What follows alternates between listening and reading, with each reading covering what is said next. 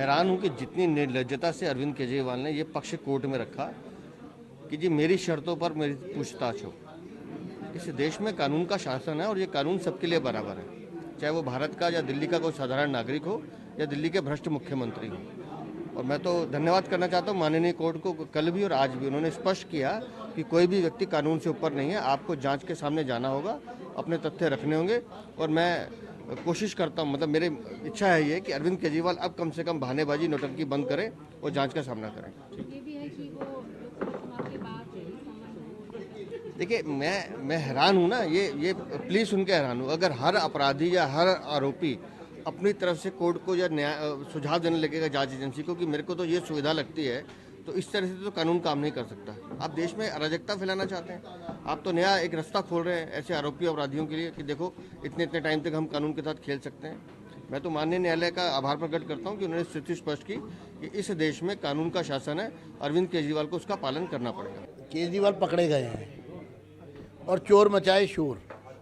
लोग ये समझ गए हैं कि चोरी तो की है, अब लोगों को कब तक गुमराह करेंगे, बकरे की माँ कब तक खैर मनाएगी। तो जेल तो जाना ही पड़ेगा।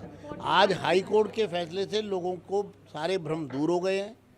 स्थिति स्पष्ट हो गई है कि पैसा तो लिया गया है, चोरी तो की गई है, भ्रष्टाचार तो किया है और बचने के लिए तरह तरह के प्रपंच हो रहे हैं।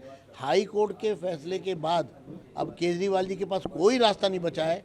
वो चारों तरफ से अब घिर चुके हैं। भ्रष्टाचार जनता भी समझ गई है और कानून भी समझ गया है। आपका सवाल है, लेकर पॉलिसी में मेन कल्प्रिट आप कह रहे हैं अरविंद केजरीवाल है, तो गिरफ्तारी कब तक होगी? मेरा तो ये कहना है कि कानून अपना काम कर रहा है, उस कानून को कब तक धोखा देंगे। जिस दिन कानून का शिकंजा उन तक, उनके धोखों से ऊपर होके उन तक, उनके गिरेबान तक हाथ पहुंचेगा, उस दिन केजरीवाल डेफिनेट गिरफ्तार हो जाएंगे। अब सवाल ये है कि केजरीवाल जी को क्यों डर लगता है।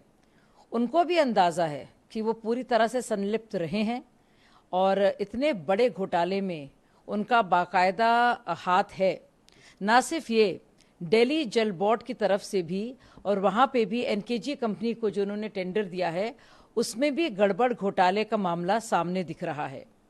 केजरीवाल क्योंकि जानते हैं कि उनकी वॉच पर नाक तले और उनके द्वारा ये सारे कांड हुए हैं, इसलिए वो घबरा रहे हैं और इसीलिए वो समन जब पेश किए जा रहे हैं पहले तो बहाने बना रहे हैं। कभी कह रहे हैं दिवाली है, कभी कह रहे हैं विपासना है, कभी कह रहे हैं असेंबली चुनाव है, कभी कुछ तो कभी कुछ, और अब कह रहे हैं कि उनको राहत पहले से ही चाहिए। क्यों वो इतने श्योर हैं कि उनकी गिरफ्तारी होगी? वो अच्छी तरह से जानते हैं कि वो संलिप्त हैं और इसी डर की वजह से वो कर रहे हैं। अब वो इतना मजबूर करना चाह रहे हैं देश के कोर्ट्स को और एजेंसियों को बार बार ना जाकर और जिद करके कि मैं नहीं जाऊंगा, क्योंकि वो जानते हैं कि अगर वो जाएंगे नहीं और ऐसा मामला है तो उनकी गिरफ्तारी होगी कभी ना कभी। जब गिरफ्तारी होगी तो उनका एंड गेम ये है कि वो विक्टिम बन जाएंगे, देखो मेरे साथ क्या हो रहा है, और वो सहानुभूति को इस्तेमाल करना चाह रहे हैं।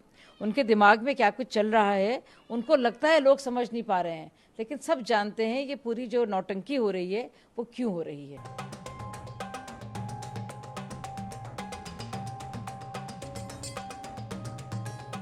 देखिए, आज दिल्ली के हाई कोर्ट में आम आदमी पार्टी की अरविंद केजरीवाल जी की बहुत बड़ी जीत हुई है, क्योंकि ईडी के पुरजोर विरोध के बावजूद जो अरविंद केजरीवाल जी ने समन्स को खारिज करने का और इंटरिम रिलीफ का जो केस डाला था उसको हाई कोर्ट ने खारिज करने से मना कर दिया।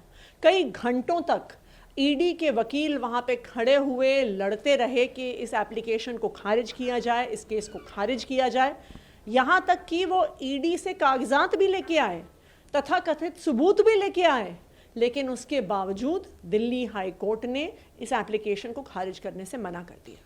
तो ये बिल्कुल साफ दिखाता है कि ईडी के पास कोई सबूत नहीं है। ये बिल्कुल साफ दिखाता है कि ये एक राजनीतिक मामला है। अभी तक 2 साल की इन्वेस्टिगेशन के बाद भी ईडी को 1 रुपया भी नहीं मिला है। सैकड़ों रेड हो गई, हजारों अफसर लग गए, लेकिन अभी तक आम आदमी पार्टी के किसी नेता, किसी विधायक, किसी मंत्री के पास 1 रुपया भी प्रोसीड्स ऑफ क्राइम नहीं मिला है। तो गिरफ्तारी का जो डर से माना जाए कि आम आदमी पार्टी को निजात मिलता दिख रहा है? देखिए, जब तक हम मोदी जी के खिलाफ लड़ते रहेंगे तब तक मोदी जी अरविंद केजरीवाल जी पे कोई ना कोई हमला ज़रूर करते रहेंगे। लेकिन मैं प्रधानमंत्री नरेंद्र मोदी जी को भी कहना चाहती हूँ कि अगर आपने हमसे पॉलिटिकल लड़ाई लड़नी है तो ईडी के पीछे छुपकर लड़ना छोड़िए, दिल्ली की सड़कों पर आइए, पंजाब की सड़कों पर आइए, हमसे राजनीतिक लड़ाई लड़िए, हमसे चुनावी लड़ाई लड़िए। ये ईडी और सीबीआई के पीछे से छुप के वार मत करिए। जो नोटिस कोर्ट ने ईडी को किया, क्योंकि आप लोग कई बार भविष्यवाणी करती हैं ईडी सीबीआई को लेके कि अगला स्टेप क्या होगा, ये जो नोटिस गया है ईडीआई को, क्या स्टेप अब ईडी का रहने वाला है? देखिए, अभी तो भारतीय जनता पार्टी ईडी और सीबीआई के पीछे से छुपकर चुनाव लड़ रही है। हम तो यही कहेंगे, सामने आओ, राजनीतिक लड़ाई लड़ो।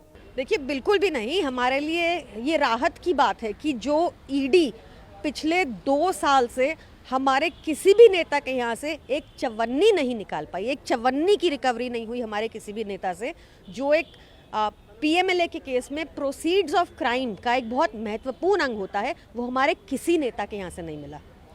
उसके बाद आज ईडी से जवाब मांगा गया है कोर्ट में कि 22 अप्रैल तक वो अपना जवाब दाखिल करें हमारी अर्जी पर। देखिए, भाजपा हमसे पॉलिटिकली तो जीत ही नहीं पाती, काफ़ी हमने इसका देख लिया सर, दिल्ली में बार बार लगातार देखा।